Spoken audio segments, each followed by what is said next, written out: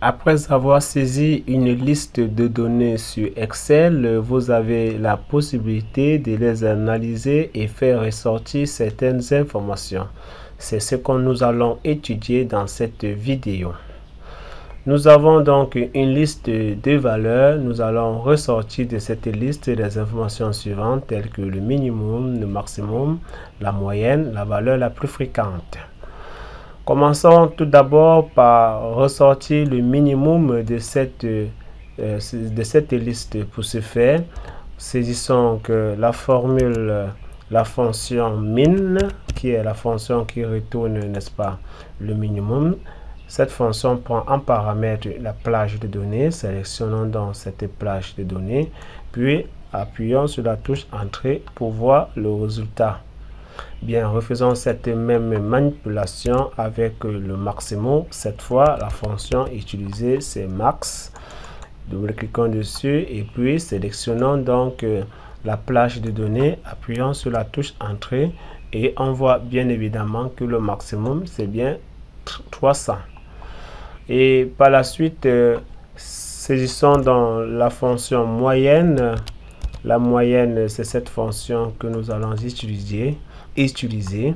Pour ce faire, ça prend en paramètre la plage de valeurs. Sélectionnons donc cette plage de valeurs, puis appuyons sur la touche Entrée. Nous avons très rapidement la moyenne de notre liste de données. Et enfin, voyons donc comment ressortir la valeur la plus fréquente de notre liste de données.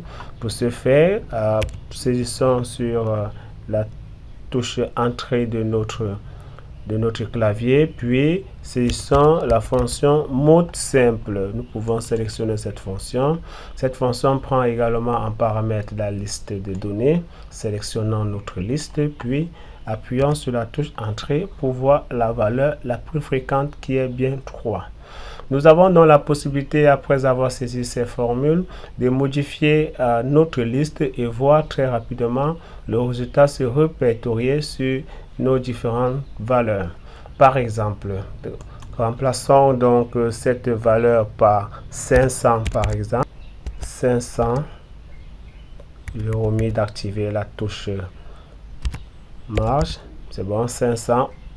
Appuyons sur Entrée, nous voyons immédiatement que les résultats sont modifiés. Si par exemple je remplace cette valeur par 34 par exemple, ou encore par 344, bien nous avons bien évidemment toutes les valeurs qui sont modifiées.